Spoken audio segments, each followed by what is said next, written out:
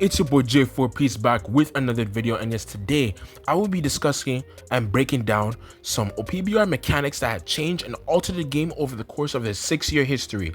And before we get into it, of course, if you guys want to join your boy out there, you want to go join your boy, like, share, subscribe, turn on notice,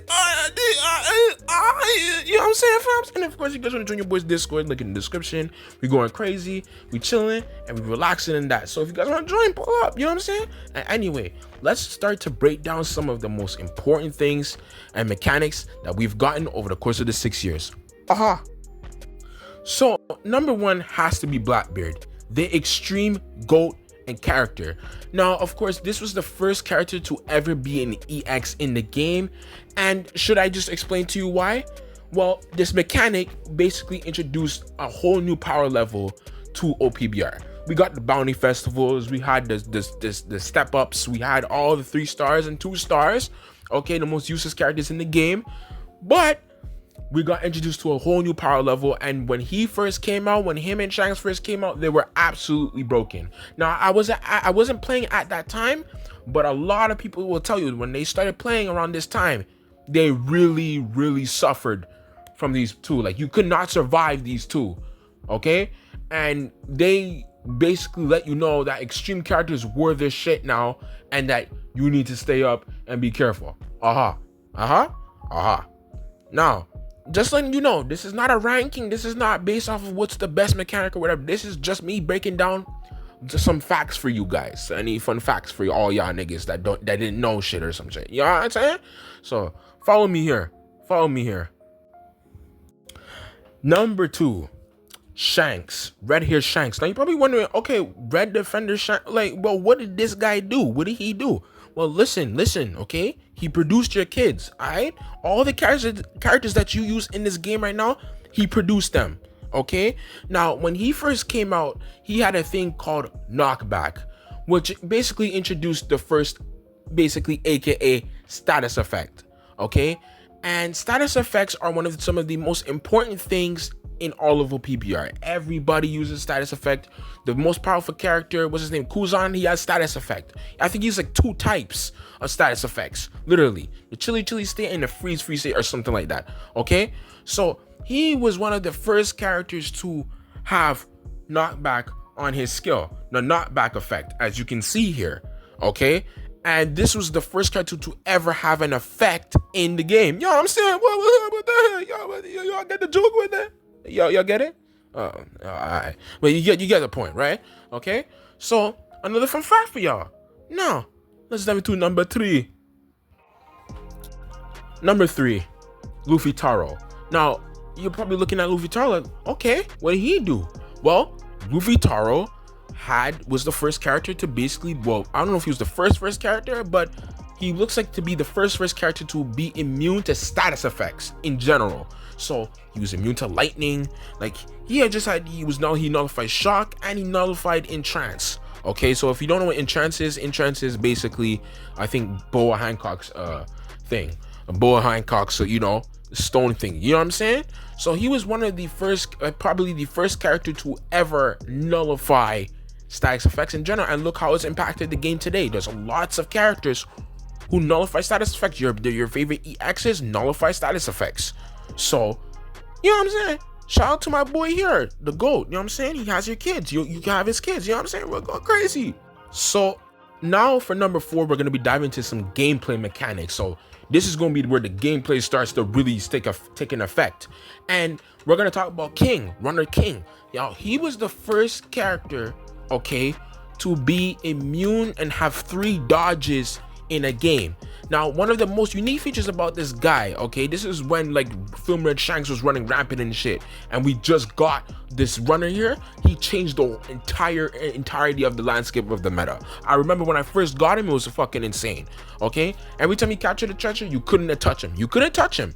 And you needed 3 hits before you can even touch him. And most characters at that time did not have multiple hits. Only EX Luffy, Extreme Luffy, Expensive Luffy could counter this guy. Okay, and look how it's affected the game today. We have people like Snake. I hate that nigga with that. Okay, we have other ones. Who else? I can't. The other king as well. He has 3 hits of when you can't attack him or whatever. You know what I'm saying? So like a lot of characters have this trait, and they're pretty broken. All right. So yeah. Number 5, the multicolored brother. Okay, the minority hunter. If I was in One Piece, he probably would hunt me too. I ain't gonna lie. So me and Zoro have beef. Alright, but let's move on from that. But anyway, he was the first character to ever introduce multicolored in the game. Now, people were back then were theorizing, okay, would Zoro be only a red character, a blue character at the time? Because we didn't think it was possible to have a multicolored. Now, some people were theorizing it. I'm not gonna lie, but a lot of us were like, he ain't gonna do that, and they did it. And basically, he counters every color, and he ended up being one of the most long-lasting EXs ever. Now, is he used today? Sometimes. Some people use him. I see mostly people use White Zoro, but this character is the definition of longevity. This guy lasted for so many metas. That's how good this thing is. And of course, we have Sanji as well. Raid Sanji. He also had multicolored, but we're not gonna talk about that Sanji. That's yeah, Bandai fucked that up.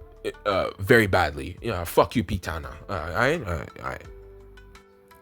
So number 6, we're gonna dive into a Luffy. Now, hopefully I have the right number. Maybe I probably lost count. Who cares? Anyway, Luffy here, Extreme Luffy, was the first character to introduce real money into the game. Okay. If you wanted to buy a character, he was the guy. Okay. Okay. I know it is true, but also, the main reason why I put him here is because he was the first character to introduce changing classes. Now, this is a very big deal back in the day when he released, and people were so shocked, like, what the fuck? Like, nigga, what?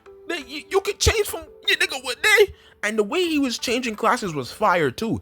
He wasn't just changing classes, he could transform on top of it. So it wasn't just he introduced changing classes, but he also introduced transformations. Now, of course, kind of a lot of us were pretty mad because the fact that he was expensive as fuck, but also too that even down the line, we knew that Bandai had the potential of making characters that could transform, and they chose not to. Thank God they released Rob Lucci, because have mercy on us, okay? The fact that you were able to transform into these, bounce man to Snake Man, like, everything about this character was cool. It's still my favorite character to this very day. I hope he gets buffed very soon, because this is literally my favorite character of all time in Bounty Rush. This is my opinion, though, but I'm biased. So, yeah. Anyway, let's get into the next one here. And, oh, wait, hold on. Oh, the influence, sorry. This influence, he influenced Big Mom. Okay, Big Mom was the second one to change classes out of everybody. Then, we got Rob Lucci, obviously. You know, we got others as well. I can't remember on the top of my head right now. Have mercy on there. I can't remember right now, but oh yeah, Kuzan, the recent Kuzan, of course. And yeah. And we're gonna, speaking of transformations of classes, let's get into the next one here.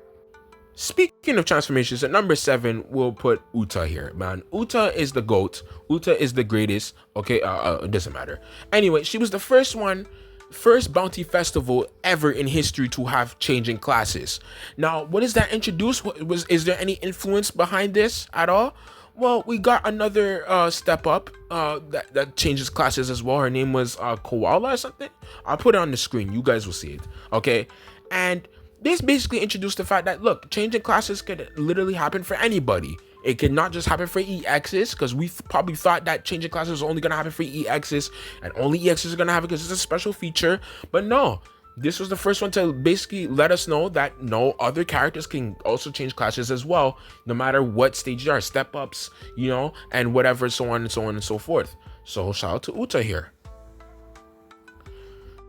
So for number 8, as you already know, I already talked about Big Mom, but one of her biggest things that she's done, well, she's thick, like that's the number 1. Like, you know, me and Big Mom could really go crazy. You know what I'm saying? Like, yo, you Charlie, you can have my kids, bro. You know what I'm saying? With that, you know what I'm saying about that, right?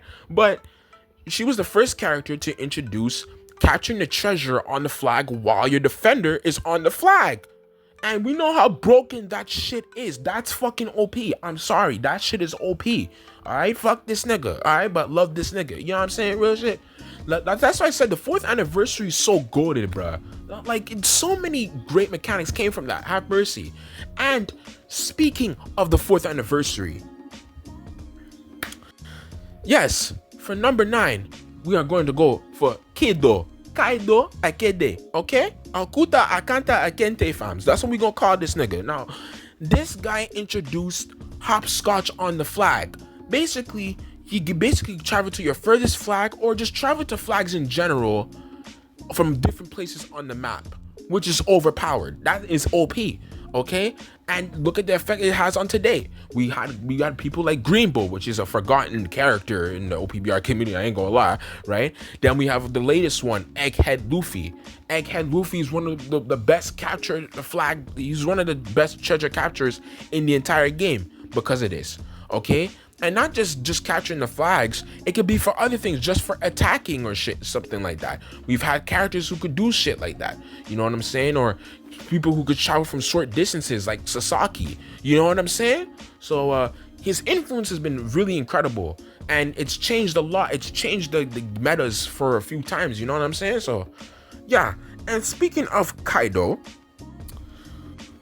Blue Kaido was the first character to introduce bombing people's flags. On some Osama bin Laden type of shit, like, you know what I'm saying, fam? Like that, like he was on that type of timing. That nigga had no sense of life. He was smoking on everybody. You know what I'm saying, fams? Right? When we looking at Kaido, right?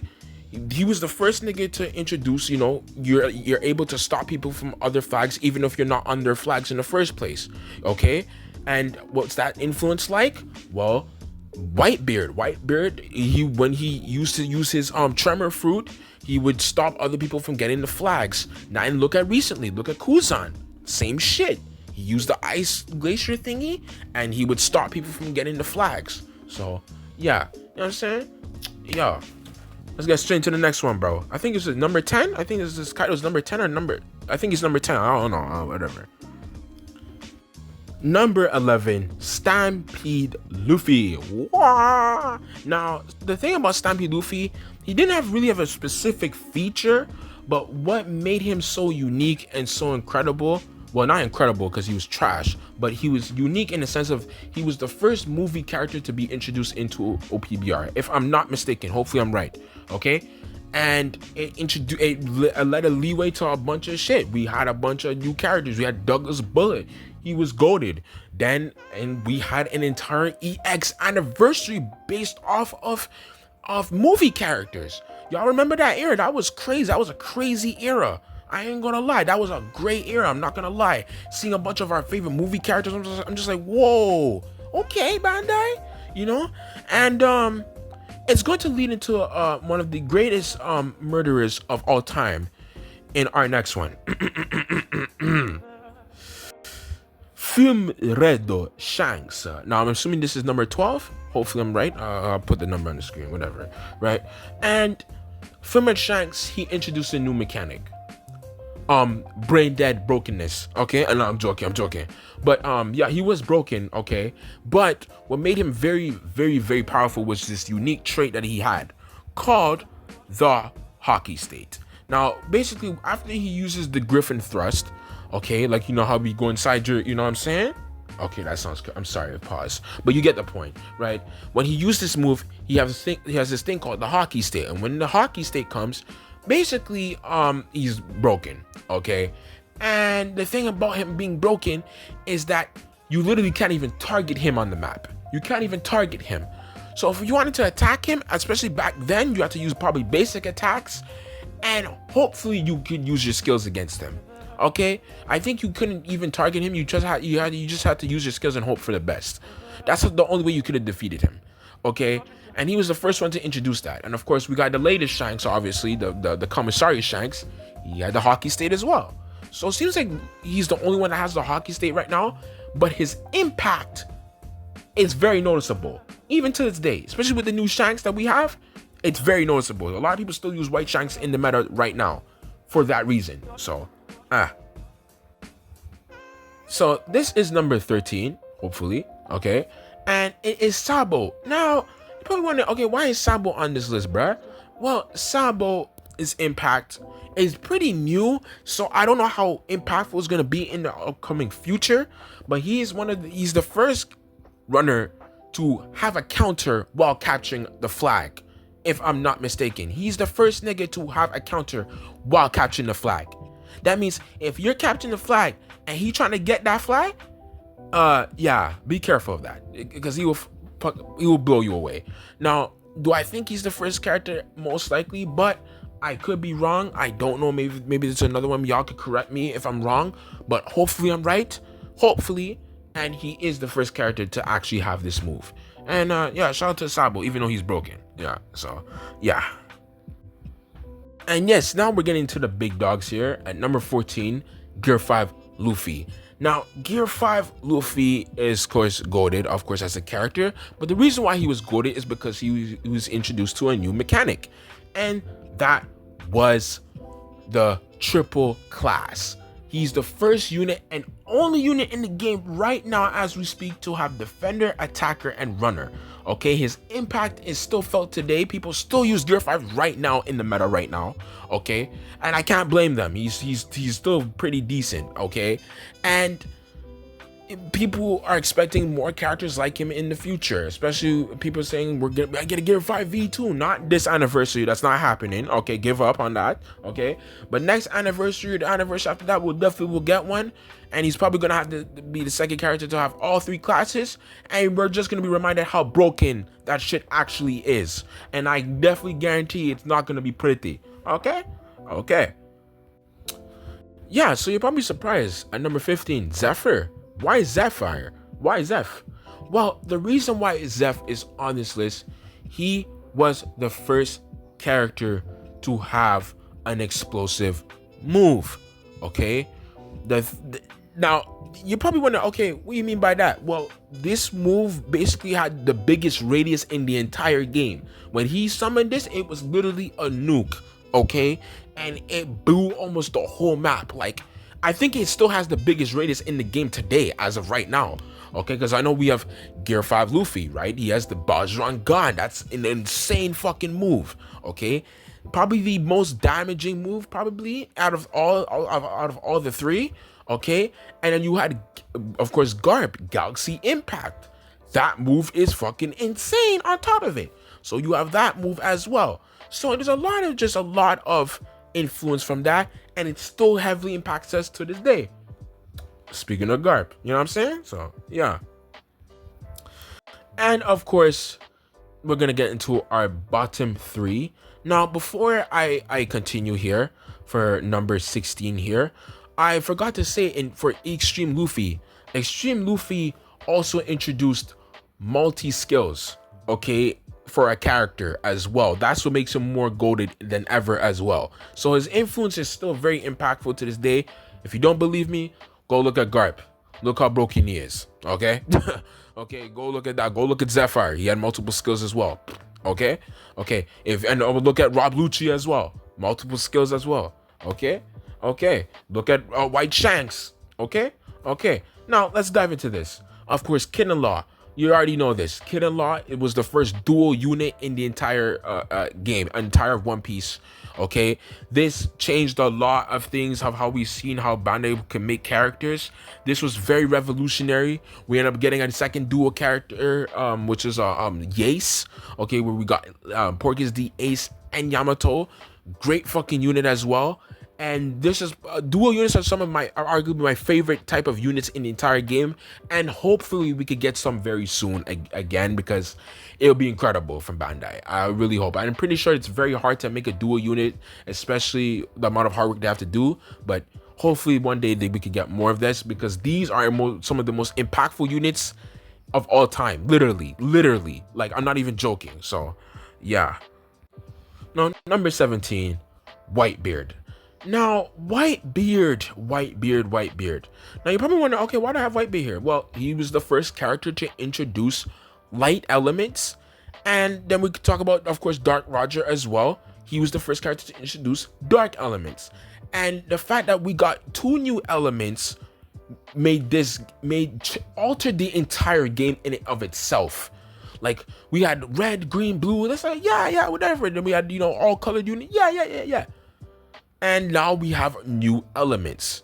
We thought we were gonna get like gold or yellow elements or some shit like that, but we ended up getting black and whites, and they showcase his power. When Roger was not around and Whitebeard was in the meta, oh man, he was very, very, very, very, very, very powerful. Like very, very powerful. So yeah, Whitebeard was nobody to play with. Okay, and of course then we had Dark Roger as well. He came in and he fucked Whitebeard up. So yeah, those two characters are very important to the entire OPBR story or whatever. And of course at number 18, the Giants. The Giants, man, they're probably the latest big mechanic of all. Like literally big. Okay, they're giants. Okay, and they're the only two giants right now, but the amount of potential that this thing has shows that there's bigger lengths that Bandai is willing to go with characters. This was probably the biggest upgrade I've seen of all time. Okay, probably since status effects. Okay, because status effects literally altered the entire game, but this really, it alters the entire game as well. This character introduced the possibility of the fact that there's certain moves that certain characters that turn into giants, and they're just not able to showcase it in game. But Bandai has shown that, okay, no, we can make giants. And if that's the case, we're gonna have to be careful, man, because there could be some very insane units coming very, very, very soon. Well, in about a year, you know what I'm saying? So kind of not soon, but soon enough. You know what I'm saying? Yeah. Anyway, I hope you guys enjoyed this video. It's a pretty long video actually, but I haven't uploaded in a few days, so you guys deserve it anyway. So yeah, I hope you guys enjoyed it. Stay strong, stay safe, stay blessed. I hope you guys have a great day, and more vids up on the way. Peace.